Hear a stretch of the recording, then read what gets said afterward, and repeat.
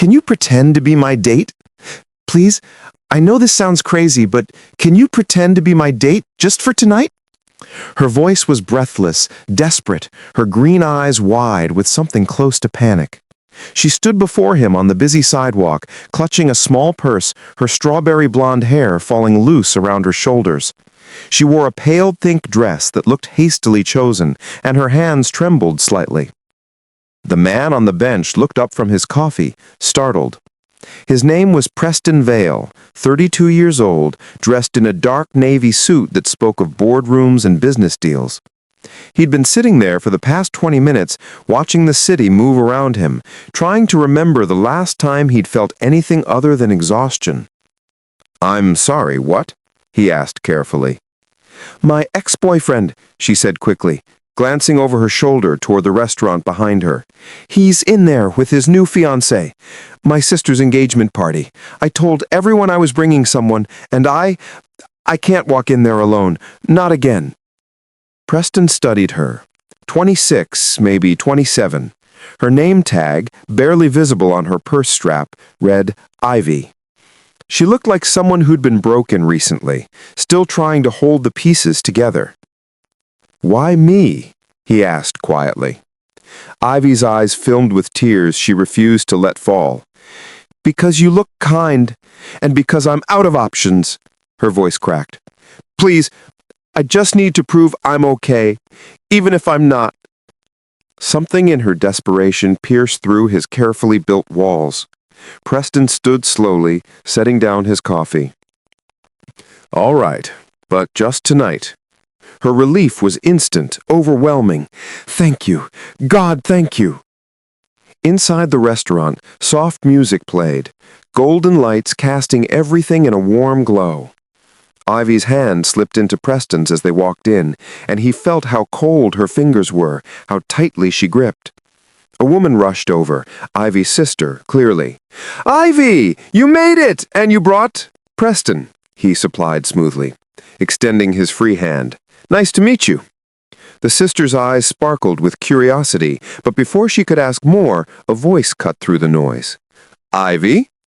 A man approached, tall, polished, with a smug smile that made Preston's jaw tighten instinctively. This had to be the ex. Beside him stood a woman dripping in designer labels, looking Ivy up and down with barely concealed disdain. "Blake," Ivy said, her voice steadier than Preston expected. "Blake, Vanessa, congratulations." Blake's eyes flicked to Preston, then back to Ivy. "So, you finally found someone willing to put up with you. That's surprising." Preston felt Ivy flinch. Without thinking, he pulled her closer, his arms settling protectively around her waist. "Actually," Preston said calmly, "I'm the lucky one." Blake's smile faltered. They found a quiet corner after dinner, away from the crowd. Ivy's mask had started to crack, her smile fading into something exhausted. "I'm sorry," she whispered, staring at her hands. "You didn't sign up for this mess." "It's fine." "It's not." She looked up at him, eyes glistening. "You want to know the worst part? Blake didn't just leave me. He told me I was too much, too emotional, too needy, too broken." Her voice shook. "And maybe he was right." Preston was quiet for a long moment. Then he spoke, his voice softer than she expected. 3 years ago, my wife died. Cancer. She fought for 18 months, and I watched her fade a little more each day. Ivy's breath caught. After she was gone, everyone told me I needed to move on, get back out there, stop living in the past. He paused, his throat tight. But I couldn't, because moving on felt like forgetting her, and I wasn't ready to let go. "Preston, I tell you that because I know what it's like to be called broken, to feel like you're too much for anyone to handle." He met her eyes. "But you're not broken, Ivy. You're just still healing, and there's nothing wrong with that." A tear slipped down her cheek.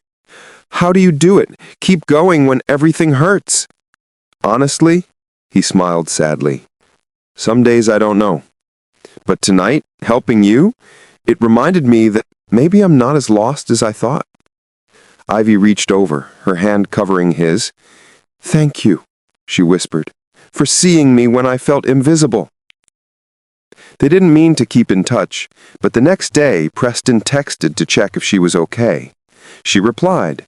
Then he sent a photo of a terrible coffee shop near his office. She laughed and sent back a picture of her cat, Captain Whiskers, who looked perpetually annoyed. Days became weeks. Coffee turned into dinners, dinners turned into long walks where they talked about everything.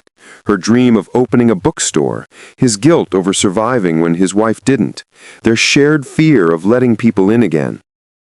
"I think I've been hiding," Ivy admitted one evening, sitting on a park bench as the sun set.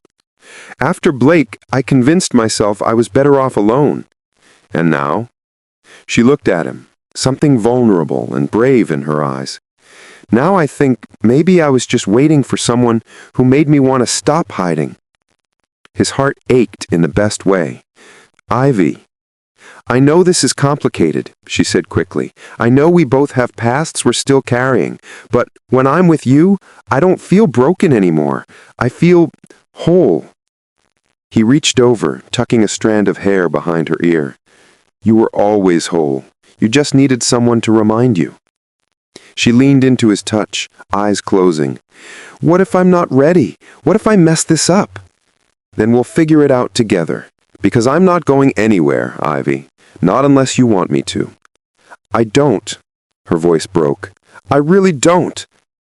6 months later, they stood outside a small storefront with a for lease sign in the window.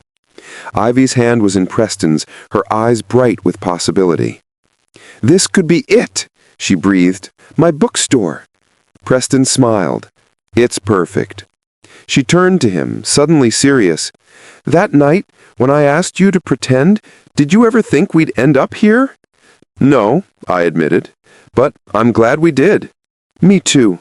She squeezed his hand. "Preston, you saved me that night. Not from Blake or the humiliation. You saved me from believing I wasn't worth loving." His eyes shone. "You saved me too. You reminded me that life doesn't end with loss. It just changes. And sometimes it changes into something beautiful." She kissed him then, soft and sure, filled with everything they'd found in each other. When they pulled apart, she whispered, "Thank you for saying yes when I asked you to pretend." He smiled, resting his forehead against hers. "I stopped pretending a long time ago." Sometimes the kindest thing we can do is say yes to a stranger's desperate plea, because we never know whose life we might save, including our own. If you enjoyed this story, please like, share, subscribe, and comment.